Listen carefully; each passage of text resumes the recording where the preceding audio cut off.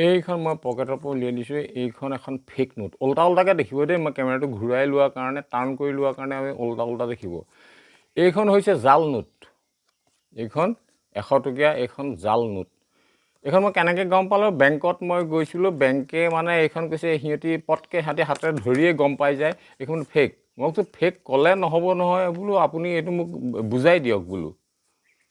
সিহঁতি কৈছে মোক কিবা কিবি দেখুৱালে, এইটো হ'লে সেইটো হ'ল। মই কৈছোঁ আপুনি ক'লে কেনেকৈ হ'ব? সি কৈছে তাৰপাছত তেওঁ ক্ৰাইটেৰিয়া মোক উলিয়াই দেখুৱাই দিলে ৰিজাৰ্ভ বেংকৰ। তাৰপাছত ৰিজাৰ্ভ বেংকৰ কি বস্তুকেইটা হ'লে সেইটো মোক ভালকৈ বুজাই দিলে। সেইটো মোক ভালকৈ বুজাই দিলে। তেতিয়া কৈছে এইখন ফেক মানে এইখন জাল। এই জাল তাৰমানে মই কেনেকৈ কনফাৰ্ম হ'লোঁ? কাৰণ ৰিজাৰ্ভ বেংকে কৈছে, ৰিজাৰ্ভ বেংকৰ ক্ৰাইটেৰিয়া মতে মোক বুজাই দিলে এইখন জাল। এই জাল যে কৈছোঁ নহয়, আচলতে এই বস্তুটো নহয়, মই আপোনাক মানে বুজাবৰ কাৰণে, এইখন ফেকো নহয়, মই বেংকতো যোৱা নাই, মই একো কৰা নাই, মই বুজাবৰ কাৰণে কৈছোঁ দেই এইটো বস্তুটো। তাৰমানে ঘটনা হ'ল এই যে জাল শব্দটো ক'লোঁ, জাল মানে সি 2 নম্বৰী, অৰিজিন নহয়। এইখন যদি সঁচাকৈ যদি জাল হয় মই ফালি পেলাই দিলে ভেলুলেছ। এই জাল শব্দটো নহয় আপোনাৰ আৰবিক শব্দ জাল মানে যিটো দেখিছে সেইটো নহয়। এইখন যদি মই দেখুৱাওঁ, যদি 100 টকীয়া নোট যদিও দেখি থাকিব নহয়, এইখন 100 টকীয়া মানে এইখন ভেলুলেছ এখন নোট। জালটো হৈছে আৰবিক শব্দ। যদি ৰিজাৰ্ভ বেংকে কৈ দিয়ে এইখন জাল, আপুনি মানিবলৈ বাধ্য হয়। ঠিক তেনেকৈও কোৰাণৰ কথা, আচলতে কোৰাণৰ কথা ক'ম নে? কোৰাণৰ কথাৰ কাৰণে এইটো মই এটা এক্সাম্পল দিছোঁ, আহি আছোঁ মই যদি কওঁ ফেক বুলি ক'লে কি ফেক? What is fake? তাৰ এটা ছাবজেক্ট থাকিব। মই যদি কওঁ ফেক, তাৰমানে কি? ইয়াৰ ছাবজেক্ট হ'ল নোট। মই যদি নোট, কিন্তু নোট এই 100 ৰুপিজ নোট পৃথিৱীত গোটেই ৱৰ্ল্ডতে, ইয়াৰ পৰা যদি বাহিৰত যায় মানুহ যে, তাৰমানে গোটেই ইণ্ডিয়া বা হেৰিত বোলে ইয়াত 100 টকীয়া নোট ঢেৰ আছে। গতিকে এইখন পাৰ্টিকুলাৰ হ'ব। পাৰ্টিকুলাৰ আমি কেনেকৈ চিনাক্ত কৰিম? ইয়াত এটা নম্বৰ আছে, এই নম্বৰটো ইয়াত এটা নম্বৰ আছে। উল্টা উল্টাকৈ দেখিব বাৰু, মই বুজাবৰ কাৰণে কৈছোঁ। ইয়াত এটা নম্বৰ আছে, এই নম্বৰটো পাৰ্টিকুলাৰ এই নোটখনে, এই 100 টকীয়া নোটখনে এই নম্বৰটো ক'তো নিমিলে। এই পাৰ্টিকুলাৰ এই নোটখনহে আপোনাৰ ফেক। তাৰমানে এইখন জাল, পাৰ্টিকুলাৰ এইখনহে জাল। গতিকে ইয়াৰ এইখন জাল বাহল। মই যদি ইংৰাজীত কওঁ, এই নাম্বাৰটো কয় the 100 rupees note. The 100 rupees note define কৰি দিল, ডেফিনিট। পাৰ্টিকুলাৰ অকল এইখনহে হেৰি হ'ল। যদি এই পাৰ্টিকুলাৰটো কৰিবৰ কাৰণে মই যদি এনেই সাধাৰণভাৱে যদি আৰবিত কওঁ, এইটো আৰবিত নহয়, মই বুজাবৰ কাৰণে কথাবিলাক কৈ আছোঁ, সেইটো বুজিব লাগিব। গতিকে মই যদি আৰবিক কওঁ, তেতিয়া ই হ'ব আল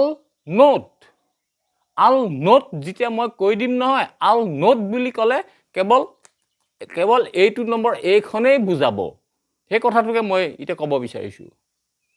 মই যে কৈছোঁ জাল, তাৰ শব্দটো আৰবিত লিখিলে এনেকুৱা হ'ব। আখৰ হেৰি নহয়, এইটো ইমান ঠিক নহ'ব। জিম আইন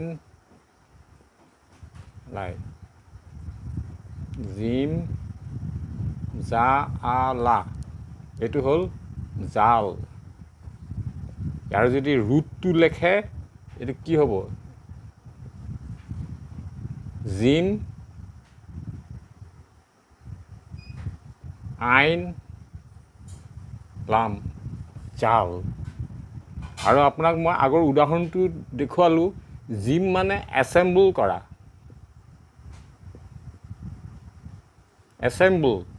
তাৰমানে জমা কৰা।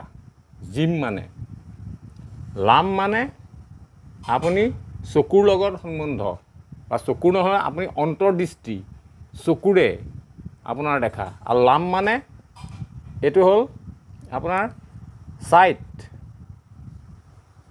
আৰু এই লাম মানে হ'ল আপোনাৰ কমিউনিকেট। এইটো হ'ল কমিউনিকেট।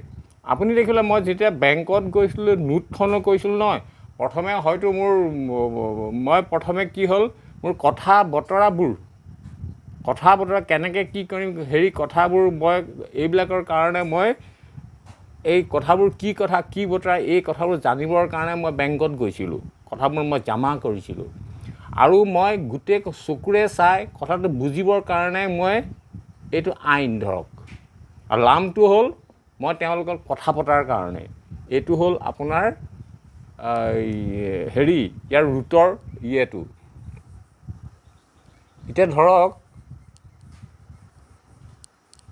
ধৰি লওক এতিয়া হেৰি নোটখন যদি মই আৰবিত লেখোঁ, আৰবিত হেৰিটো পাৰফেক্ট নাপাব, মই বুজাবৰ কাৰণে কৈ আছোঁ এইবিলাক। এতিয়া ধৰি লওক মই এইটো জাল নোট মই কেনেকৈ লিখিম? জিম আইন জাল না এনেকুৱা ধৰণৰ হ'ব।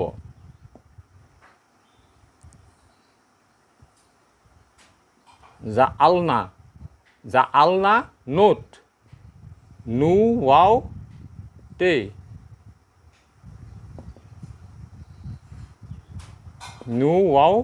নোট জালনা নোট হ'ব।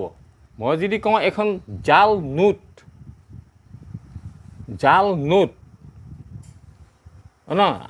নোট বুলি ক'লে ভুল হ'ব। মই যেনেকৈ বুজিছে এইটোখন চবকে বুজাই যাব। আল নোট হ'ব, ইয়াৰ লগত আলটো বহাই ল'ব লাগিব। তাৰমানে জালনা আল নোট, তেতিয়া মোৰ পাৰ্টিকুলাৰ মই যিখন নোট দেখুৱাইছোঁ সেইখনকে বুজাব। এতিয়া ইণ্টাৰেষ্টিং বস্তুটো চাব দেই। এতিয়া এই বস্তুটো এইটো ছাবজেক্ট, এইটো জালনা বুলি যাৰ লগতে সি লগ লাগিব সেইটোৱে বস্তুটো জাল হৈ যাব। মই যদি কওঁ কোনো এটা দৰৱ এটা জাল, এতিয়া জালনা দৰৱ লাইক দিছ। এতিয়া যদি জালনা মই যদি কওঁ আল বাইট, আল বে ইয়ে তে,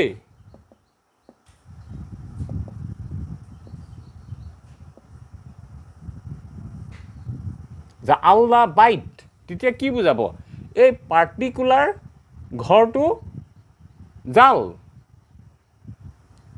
জালনা আল বাইট, এইটো কিবা সন্দেহ আছে নেকি ইয়াত? জালনা আল বাইট কোৱালৈকে এই আল বাইটটো ফেক তাৰমানে জাল হ'ল নে নহ'ল? গতিকে এই বস্তুটোৱেই জালনা আল বাইট, এইটোৱে আপোনাৰ চূৰা বাকাৰাৰ 125ত আছে। 125ত আছে এইটো বস্তু জালনা আল বাইট। এই জালনা এইটো জিম আইন লাম এই শব্দকেইটাই আপোনাৰ য'ত মানে থাকিব এইটো তাৰমানে জাল প্লাছ যদি আলটো থাকে তেনেহ'লে এই চব বস্তু এইবিলাক জাল হ'ব। জাল মানে কোৰাণত জাল বস্তু দি দিয়া নাই। ইয়াৰ কথাটো মিনিংটো তাৰমানে যিটো মই বুজাব বিচাৰিছোঁ, যিটো আপুনি দেখিছে ভাবিছে সেইটো নহয়, অৰিজিনটো নহয়। তাৰমানে যেতিয়া মই ক'ম জালনা আল বাইট, আপোনালোকে এই আল বাইটটোক আপোনাৰ কাবা বুলি কৈ থাকে নাই, আল বাইটটো কাবা বুলি কৈ থাকে বা ট্ৰেন্সলেশ্যনটো লেখে। তাৰমানে আপোনালোকে যিটো দেখি আছে কাবা বুলি আপুনি চাৰিওফালে ঘূৰি আছে, সেইটোৰ আগত এনেকৈ আছে। আপুনি আয়াতটো মিলাই চাই লওক। এইবোৰ বহুত উদাহৰণ আছে, মই শ্বৰ্ট কৰিবৰ কাৰণে কৈ আছোঁ, বহুত আছে। তাৰমানে জালনা আল বাইট তাৰমানে সেইটো যিটো আপুনি কাবা কৈছে সেইটো ফেক সেইটো ইয়াৰ বস্তুটো গোটেই বস্তুটো আপোনাৰ মেটাফিজিকেল। ইনশাল্লাহ ইয়াৰ ওপৰত বহুত হেৰি হ'ব। এইটো শ্বৰ্ট ভিডিঅ' দেই, এইটো মিছেলিনাছত এইটো দিম ইনশাল্লাহ। ৰাব্বি আউযু বিকা মিন হামাজাতিশ শায়াতিন ওয়া আউযু বিকা ৰাব্বি আইয়াহদুৰুন। সালামুন আলাইকুম।